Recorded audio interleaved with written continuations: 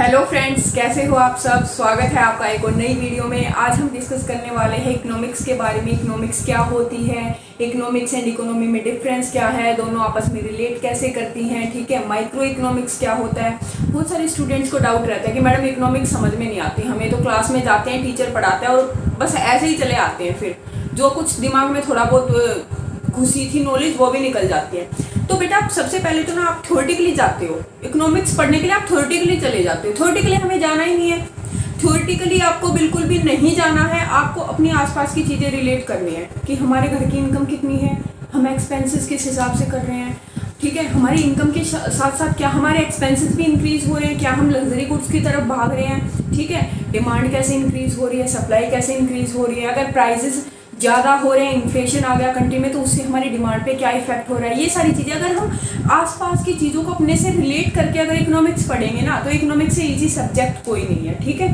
तो आज मैं डिटेल में डिस्कशन करूंगी, यहाँ पे सब कुछ ही आपको बता दूंगी कि इकोनॉमिक्स एंड इकोनॉमी में डिफरेंस क्या है। वो बहुत सारी चीज़ें हम डिस्कस करने वाले हैं, साथ साथ थोड़ा बहुत करंट अफेयर भी साथ साथ लेके चलेंगे, ठीक है। तो सबसे पहले तो बेटा चैनल को सब्सक्राइब कर लो, और अगर वीडियो अच्छी लगे तो लाइक कर दिया करो, शेयर कर दिया करो अपने फ्रेंड्स के साथ, क्लासमेट्स के साथ, ठीक है।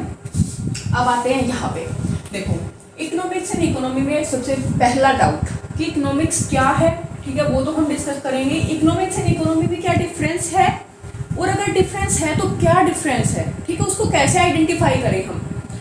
पहले देख लेते हैं इकोनॉमिक्स, फिर मैं डिस्कशन करूंगी दोनों में डिफरेंस क्या क्या है, किस किस लेवल पे है, ठीक है, वो सारी चीजें डिस्कस करने वाले हैं। पहला देखते हैं बेटा economics, management of house hold things. अब सबसे पहले जब भी हम इकोनॉमिक्स के मीनिंग की बात करते हैं ना, एक वर्ड निकल के आता है हाउस होल्ड थिंग्स। अब ये हाउस होल्ड थिंग्स क्या है, देखो बेटा house hold things.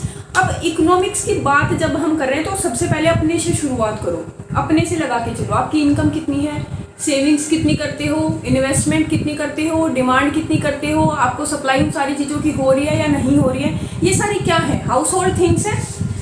House hold things है, इन्हीं को इकोनॉमिक्स बोलते हैं, management of house hold things. इन्हीं सारी चीज़ों को ही हम इकोनॉमिक्स में डिस्कस करते हैं। डिमांड क्या है, सप्लाई क्या है, प्रोडक्शन कैसे हो रहा है। अब प्रोडक्शन भी किससे रिलेटेड है, डिमांड से रिलेटेड है। डिमांड किससे, आपकी इनकम से रिलेटेड है, ठीक है। इनकम, इन्फ्लेशन, ये सारी चीज़ें आपस में को रिलेट करती हैं।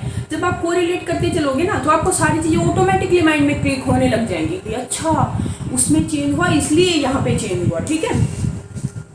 तो ये हुआ भाई economics, management of all house hold things. अब बात करते हैं इकोनॉमिक्स का फोकस किस पे रहता है। जब भी हम इकोनॉमिक्स की बात करते हैं तो इसका main focus all about resources. अब रिसोर्सेज बेटा मैन मेड भी हो सकते हैं, हमारे रिसोर्सेज हमारे नेचुरल भी हो सकते हैं, ठीक है। अब मैन मेड रिसोर्सेज में क्या आ गया, इलेक्ट्रिसिटी आ गया, एसी आ गया, पंखा आ गया, वॉशिंग मशीन आ गई, आरओ आ गया, सारी चीज़ें आ गई, मैन मेड रिसोर्सेज हैं, ठीक है। अब हम डेली लाइफ में इन सारी चीज़ों का यूज़ करते हैं कि नहीं करते हैं। गर्मी में हमें एसी चाहिए, सर्दी में हमें हीटर चाहिए कि नहीं चाहिए। These are man made resources, ठीक है। नेचुरल रिसोर्सेज का तो आपको पता ही है, एयर हो गया, वाटर हो गया, इन सारी चीज़ों की तो हमें नीड है ही। अब भाई ये तो मैन मेड रिसोर्सेज हो गए, कुछ नेचुरल रिसोर्सेज हो गए, ठीक है। अब बात करते हैं इनका टाइप। क्या रिसोर्सेज सारे ही अनलिमिटेड होते हैं कि जितना चाहे उतना यूज़ कर सकते हैं हम? नहीं, इसके भी टाइप है, कुछ रिसोर्सेज लिमिटेड होते हैं, अनलिमिटेड भी होते हैं, ठीक है। अब बेटा ऐसी बात जब हम करते हैं तो एक थॉट हमारे माइंड में आता है कि कभी भी इकोनॉमिस्ट या इकोनॉमिक्स में जब हम पढ़ते हैं तो कोई भी रिसोर्सेज अनलिमिटेड नहीं होता, चाहे वो मैन मेड हो, नेचुरल रिसोर्सेज हो। सब बोलते हैं ना पानी का कम यूज़ करो, इलेक्ट्रिसिटी बचाओ, आने वाली जनरेशन के लिए बचाओ। अब इलेक्ट्रिसिटी मैन मेड रिसोर्सेज, लेकिन बनती किससे है, नेचुरल रिसोर्सेज से, वाटर से बनती है, ठीक है। तो सारी चीज़ों को कम कंजप्शन पे फोकस किया जाता है कि जितना हो सके ना उतना कम कंज्यूम करो, ताकि आने वाली जनरेशन के लिए हम कुछ बचा पाए, ठीक है। तो ये हुआ लिमिटेड, अनलिमिटेड। अब भाई use, maximum use and minimum use. अब ना तो इकोनॉमी हमें अलाउ करती है कि आप मैक्सिमाइज यूज करो किसी भी रिसोर्सेज का, हमेशा बोलेंगे मिनिमम, ठीक है, मिनिमम से मिनिमम यूज करो। अब इन दोनों के बीच में हम मिनिमम यूज हम नहीं कर पाते, मैक्सिमम हमें इकोनॉमी अलाउ नहीं करती, तो बीच में हम कहीं पे आके स्टक हो जाते हैं। That is optimum utilisation of resources, optimum utilisation of resources, optimum utilisation of resources, ठीक है। यहाँ पे आ गई बात कि ना मैक्सिमम यूज करना है ना मिनिमम यूज करना है, हमें करना है ऑप्टिमम यूज ऑफ रिसोर्सेज। ठीक है, अब भाई ऑप्टिमम रिसोर्सेज का यूज करना है। ठीक है, हमने डिस्कस किया भाई सारा ही रिसोर्सेज के बारे में है। अब मैं आपको एक एग्जांपल के थ्रू समझाती हूँ। ठीक है, देखो आप एक सिंगल पर्सन हो। अब मैं लड़कों की बात ले लेती हूँ। यहाँ पे आपको क्या चाहिए?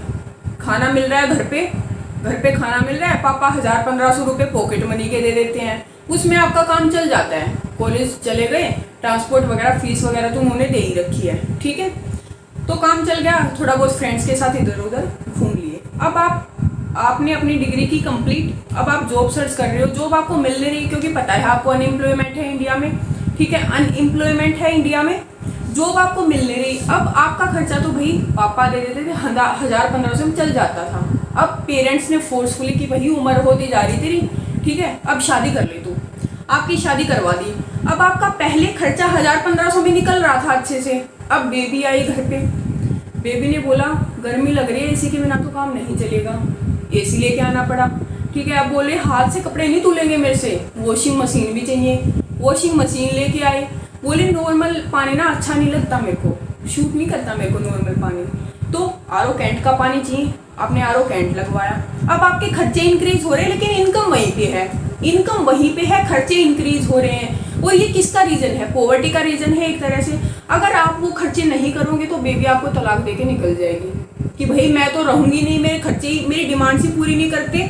ठीक है, बेबी आपको तलाक दे के निकल जाएगी। लेकिन अगर आपने फिक्स, आपकी इनकम तो उतनी ही, इनकम तो है ही नहीं, जॉब है ही नहीं आपके पास, पेरेंट्स दे रहे हैं पैसा, उसमें ही खर्चा चल रहा है। ठीक है, अब एक्सपेंसेस आपके इंक्रीज हो गए एकदम से, आपको लग्जरी स्टैंडर्ड चाहिए। ठीक है, तो that is the reason of what? That is the reason of poverty आ रही है। ठीक है, तो ये हमने समझ लिया कि natural resource and man made resources क्या होते हैं, ये सारी चीजें हमने देख ली। ठीक है, अब हम बात करते हैं भाई इकोनॉमिक्स के कुछ और स्टैंडर्ड्स की। ठीक है, ये तो हमने देख लिया भाई। अब इकोनॉमिक्स में दो टर्म्स आती है, बहुत ही कॉमन, सबने सुना होगा, लेकिन आइडेंटिफाई नहीं कर पाते स्टूडेंट्स उनमें difference. That is micro economics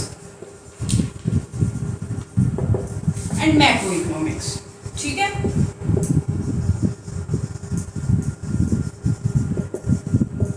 अब भाई माइक्रो नाम से ही इसका मीनिंग क्लियर है। माइक्रो छोटे लेवल पे, माइक्रो हो गया छोटे लेवल पे जो हम स्टडी करते हैं उसको बोलते हैं माइक्रो इकोनॉमिक्स। एंड बड़े लेवल पे जब हम स्टडी करते हैं उसको बोलते हैं मैक्रो इकोनॉमिक्स।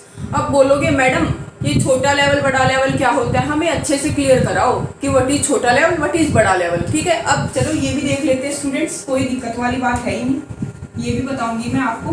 देखो माइक्रो लेवल अपने से स्टार्ट करो आप। हाउस होल्ड, सेविंग्स आ गया, इन्वेस्टमेंट आ गया, डिमांड आ गई, सप्लाई आ गई। क्या आप अपने से रिलेटेड कोरिलेटेड चीज़ों का ही तो स्टडी कर रहे हो, उसको बोलते हैं माइक्रो इकोनॉमिक्स। छोटे लेवल पे जो आपसे रिलेटेड है, ठीक है, उनके बारे में स्टडी करेंगे, दैट इज माइक्रो इकोनॉमिक्स। ठीक है भाई, सेविंग, डिमांड हो गया, सप्लाई हो गया, प्रोडक्शन हो गया, ये सारी चीज़ें आ गई। डिमांड है, सप्लाई है, प्रोडक्शन है। ठीक है, मार्केट्स हैं, कौन कौन सी मार्केट्स हैं, टाइप्स ऑफ मार्केट्स। अब बहुत ज़्यादा डिटेल में नहीं, वरना तो आज ही कंफ्यूज हो जाओगे, मैडम इतना बता दिया, हम तो कंफ्यूज हो गए। अब धीरे धीरे डिस्कस करते चलेंगे आराम से। ठीक है, सारा आपको डिटेल में पढ़ाने वाली हूँ इकोनॉमिक्स में। मार्केट्स हो गई, ये सारी चीज़ें हो गई, और भी बहुत सारी चीज़ें हैं। ठीक है, अब ये तो हो गया माइक्रो इकोनॉमिक्स। अब बात करेंगे मैक्रो इकोनॉमिक्स की।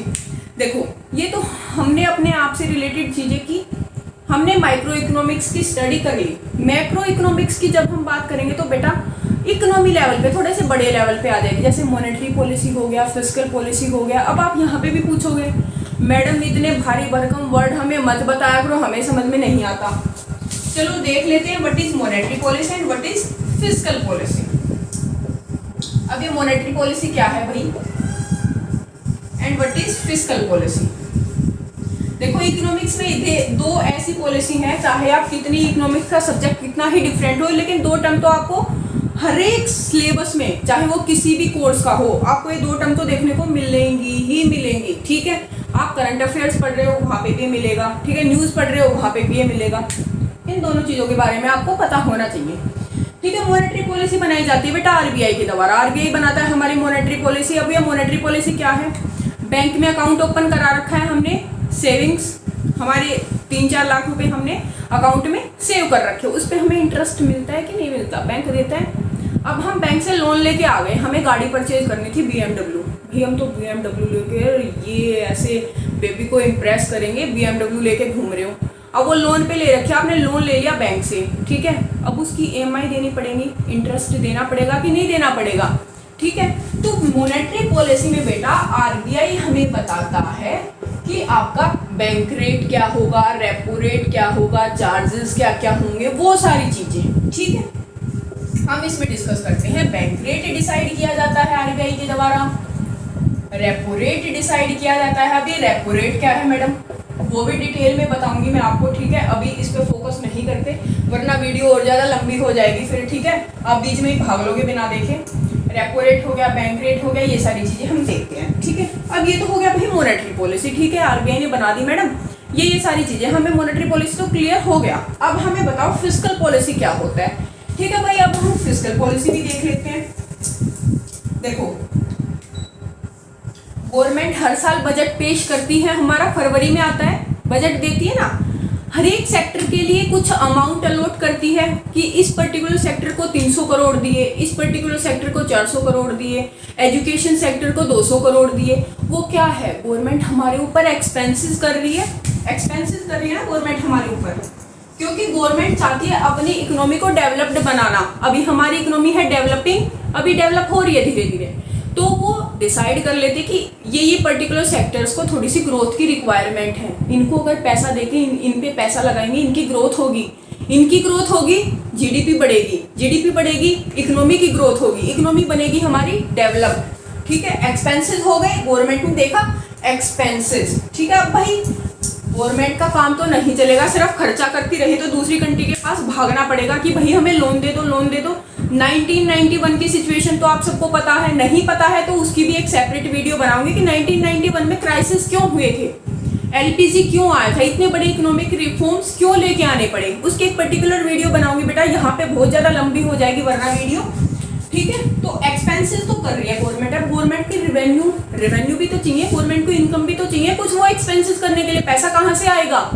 ऐसे ही अगर गवर्नमेंट ने मशीन से नोट ऐसे ही प्रिंट करवा दिए तो एकदम करेंसी की वैल्यू गिर जाएगी, डाउन हो जाएगी, वो भी नहीं कर सकती गवर्नमेंट।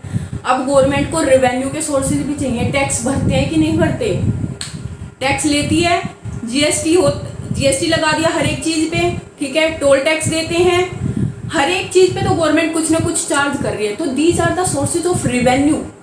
अगर हम दूसरी कंट्री से आईफोन मंगा रहे हैं, सबको पता है आईफोन मंगाएंगे बाहर से थोड़ा सा कम में पड़ेगा, लेकिन गवर्नमेंट ने क्या लगा रखा है उस पर? कस्टम ड्यूटी लगा के उसको उतना ही महंगा कर देगी। वो क्या है? वो सोर्सेज हैं गवर्नमेंट के रेवेन्यू के। ठीक है, तो these are the sources of revenue. अब रेवेन्यू की बात हमने कर ली कि ठीक है मैडम, रेवेन्यू के सोर्सेज देख लिया, एक्सपेंसेस देख लिया। तो fiscal policy it is the combination of expenses and revenue. Government देखती है कि हमारे रेवेन्यू के सोर्सेज क्या क्या है, हमारी रेवेन्यू कितनी है, हमारे एक्सपेंसेस कितने हैं, इसको ही हम बोलते हैं फिस्कल पॉलिसी। आई होप आपको ये अच्छे से क्लियर हो गया होगा। ठीक है, monetary policy and fiscal policy, तो these comes under the heads of macro economics. ठीक है, ये हमने डिस्कस कर लिया। चलो ठीक है मैडम, ये तो आपने बता दिया।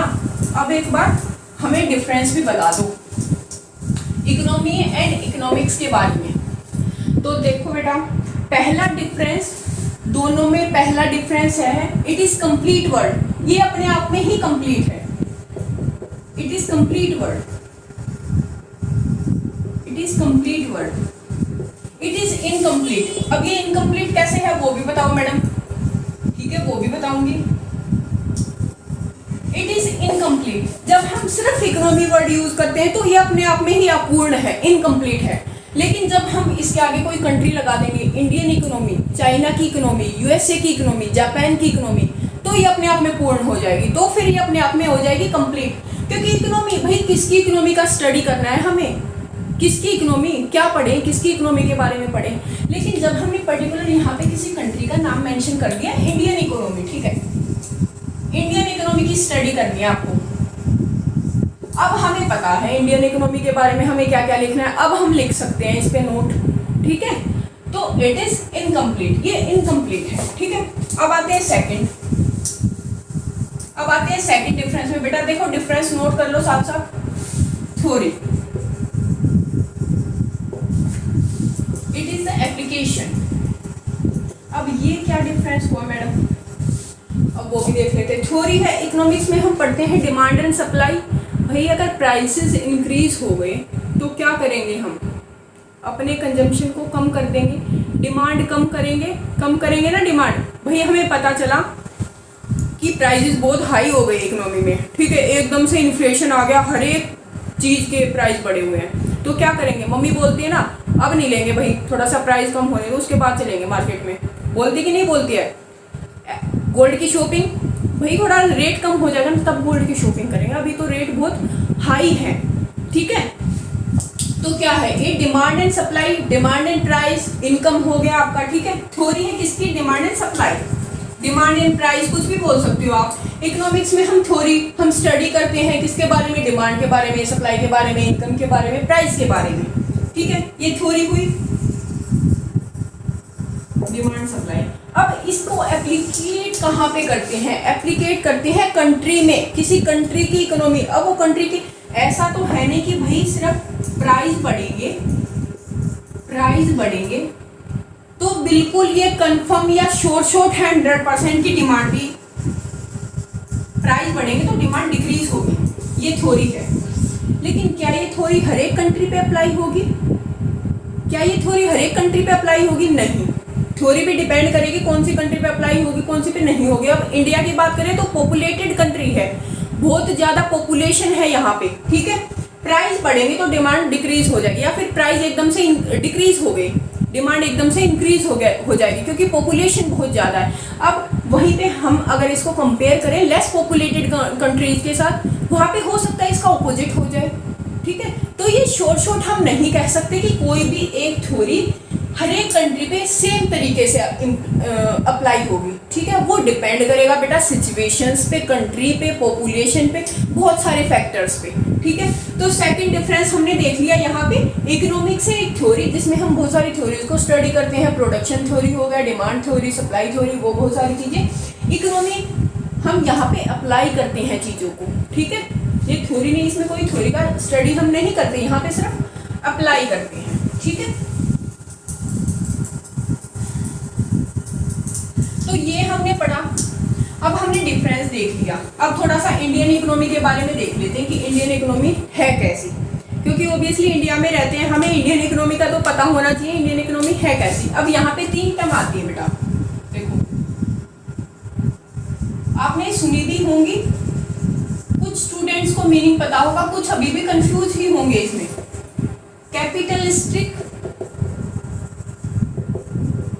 कैपिटलिस्टिक इकोनॉमी, सोशलिस्टिक इकोनॉमी,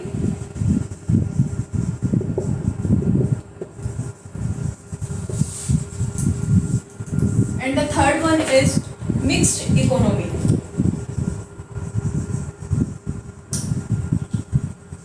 अब देखो इनमें देख लेते हैं तीनों में कि हमारी जो इंडियन इकोनॉमी है वो कौन सी टाइप में आएगी, ठीक है। पहले तो इनका मीनिंग देख लेते हैं। देखो बेटा कैपिटलिस्टिक इकोनॉमी में सिंपली क्या पता चलता है कि यहाँ पे प्राइवेट ऑर्गेनाइजेशंस ज़्यादा होती हैं, गवर्नमेंट का कंट्रोल नहीं होता, ठीक है।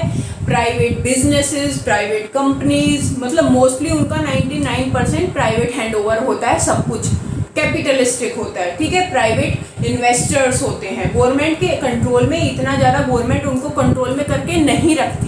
These are capitalistic economy. अब कौन सी कंट्री है ऐसी, यूएसए का एग्जांपल हम ले सकते हैं यहाँ पे कि यूएसए कैपिटलिस्टिक इकोनॉमी है, ठीक है। अब बात करेंगे सोशलिस्टिक इकोनॉमी। देखो सोशलिस्टिक इकोनॉमी में गवर्नमेंट कुछ भी प्राइवेट सेक्टर को अलाउ नहीं करती, गवर्नमेंट चाहती है कि हम सब कुछ अपने कंट्रोल में रखें, सो दैट कि हम अपनी जो जनता है, जो पॉपुलेशन है, जो भी है हमारी प्रजा है, कुछ भी बोल लो, ठीक है, उसको हम सारी चीज़ें सर्व कर सकें। वो प्राइवेट सेक्टर को बिल्कुल भी अलाउ नहीं करती। सब कुछ किसके कंट्रोल में होता है, गवर्नमेंट के कंट्रोल में होता है।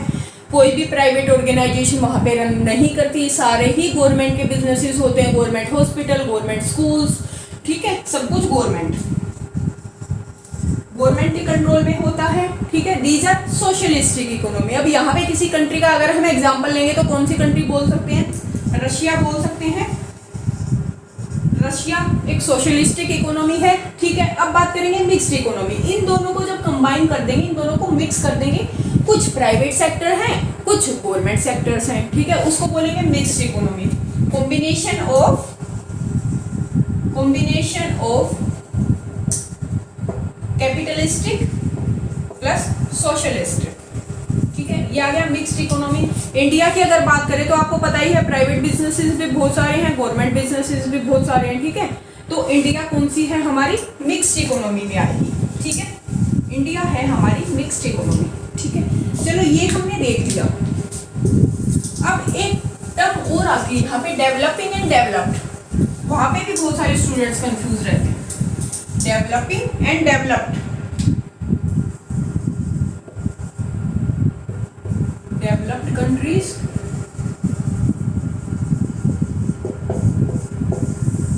And developing countries.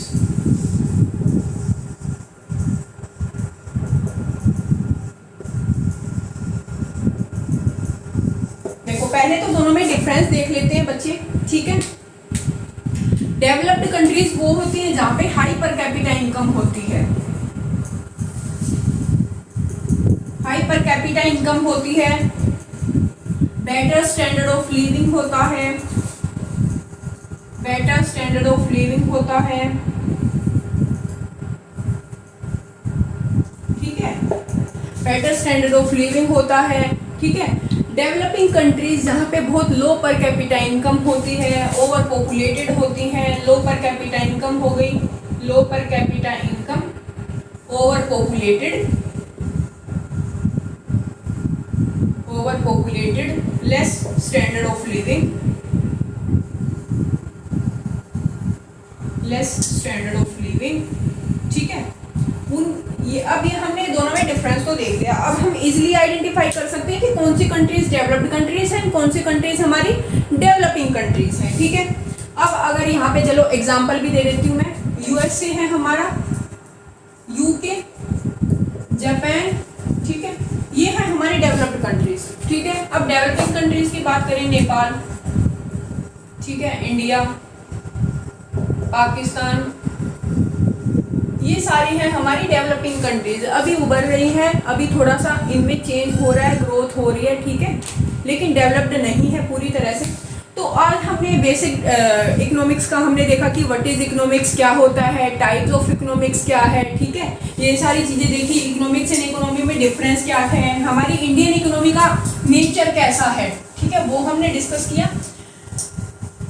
आज की वीडियो में इतना ही बेटा, आज की क्लास में इतना ही सिर्फ, ठीक है। अब नेक्स्ट हम टॉपिक जो भी डिस्कस करेंगे उसके लिए मैं एक नेक्स्ट वीडियो पोस्ट करने वाली हूँ, ठीक है बेटा। अगर आपको समझ में आ रहा है, ठीक है, सारी चीज़ें अच्छी लग रही है तो चैनल को सब्सक्राइब कर लो, एप्रिशिएशन मिलता है, मुझे भी मोटिवेशन मिलता है, और एफर्ट्स लगाऊंगी आपके लिए, ठीक है। लाइक कर दिया करो वीडियो को एंड शेयर किया करो अपने फ्रेंड्स के साथ, क्लासमेट्स के साथ, ठीक है। Thank you students.